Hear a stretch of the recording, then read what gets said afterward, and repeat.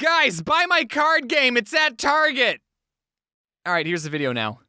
Sooubway will always hold a special place in my empty heart, not because I have fond memories working there, but because some of you really liked it when I talked about working there. And I made buckets with those videos compared to what I was making at Sooubway, which was nice. Apparently I was hashtag relatable enough to connect with millions of people, and it took my channel to where it is today. And then less than 2 weeks later, I made a part 2 to that video, and I struck an even bigger chord with people. Who likes the sequel better than the original? People think that I use the word Sooubway in my videos so I wouldn't get sued. This is not true. I wasn't successful enough to get sued. They had other problems to deal with at the time. I called it Sooubway for a joke. In my first video I said, I used to work at a very small local sandwich shop. I don't know if any of you guys heard of it. It's called Sooubway. I was making you think that I worked at an unknown place, and then I subverted your expectations by saying I worked at Sooubway. But now at this point in my career, I am calling my previous place of employment Sooubway because I don't want to get soobed. The most requests I get for a video is Sooubway Part 4, but I never really considered making another one because I don't work there anymore. I have no new stories to talk about the place.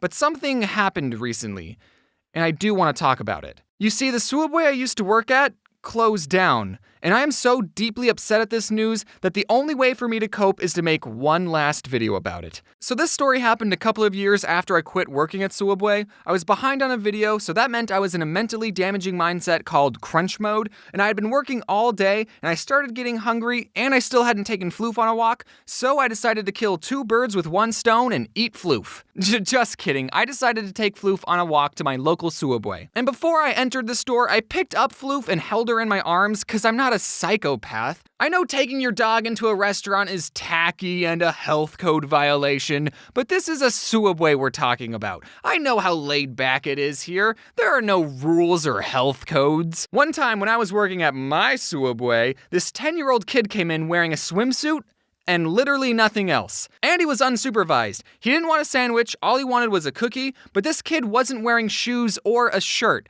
the 2 things you need to get service at a restaurant. So did I tell this shirtless delinquent to get lost? No, he had money, so I did business with him. I don't discriminate against shirtless people. Look, his mom was probably at the grocery store next door, and he just got done with swimming lessons, and he said something like, "Mother, I would be most grateful if you let me consume a pastry with high levels of sugar and simple carbohydrates." And his mom probably said, "Yeah, whatever, nerd, go get something at Sooubway." So the point of this story is to let you know that I was the kind of employee who, as long as you were willing to pay for your food, didn't care what you were wearing or what health code you were violating. This is a gosh darn Sooubway. So I walk in with Floof, and it's completely empty, by the way. Seems like I'm the only one in this town that even likes Sooubway. And the worker, aka the only other person in the store, said, "Is that a service animal?" Floof's not a service animal, unless the service you want is someone to chew up all your stuff and bark at everyone. But she still emotionally supports me. When I tell her, I'm gonna die alone, she tries to make me feel better by licking the inside of my nose. But I didn't want to lie to this guy about Floof's emotional support status, because if I said yes, and he said prove it, I would be in trouble. So like the emotionally stable enough to not need a dog person that I am, I said, no. And he said, "She can't be in here. If the health inspector came in, they would fire me on the spot." Which, like, geez, dude, you're gonna let the health inspector treat you like that? Stand up for yourself once in a while. So I said, okay, I'll leave. Yeah, there are other restaurants in walking distance, Sooubway guy. The ramen place lets me order with Floof in my arms all the time. I know this because I've already been there twice this week, and the only reason I'm even getting Sooubway is because I don't want the ramen employees thinking that I'm a weird guy who brings my non-emotional support dog everywhere. You missed out, Sooubway. Do you know who I am? I used to work here. And then the guy called my bluff. He said, "Wait, we can make it fast." As fast as Jimmy John's? This kid's standing up for himself. I'm proud of him. I knew exactly what to tell him. I want a foot-long ham sandwich on Italian bread with American cheese. I know that's the hardest cheese to pull apart with gloves on, but whatever. He sped run putting on the meat and cheese, and then he asked me, what kind of vegetables? And in my mind I went, hold on, you didn't ask me if I wanted it toasted. I see what you're doing. You're trying to get this sandwich finished as quickly as possible, so you're not even going to ask me if I want it toasted and hope I forgot. Well, it's okay, because I didn't want it toasted, but I'm onto you. And then Floof jumped over the counter, peed on the olives, and bit the guy in the jugular. And then licked the inside of his nose. Some people take their job way too seriously. Well, at least some Sooubway workers are more laid back like me. Like this one time not too long ago, I went back to the Sooubway I used to work at, and I didn't recognize any of the people there. But someone did get recognized in that store.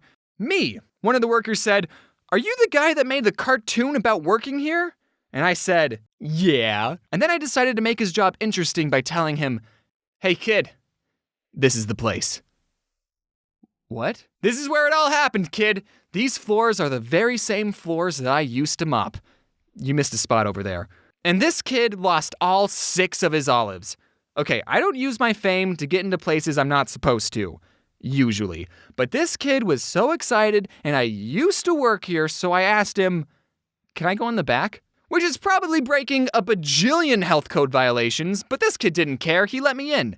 It had been 3 years since I had been back there, and literally nothing had changed. I don't know if any of you have ever moved out of your parents' house, and then 3 years later you went back to visit and saw your childhood bedroom, but it was that sort of feeling. The chip boxes were still in the same place, inside the freezer all the food was pretty much where I left it, and the bulletin board had all the same papers. One of the papers was a list of all the employees with their names and phone numbers, and that list was so old that it still had all of my old coworkers' names and numbers, and it even had my own name and number still on the sheet. It had been crossed out, but I still went, "Ah!" and I punched it out with a pencil. Maybe that's how my phone number got leaked.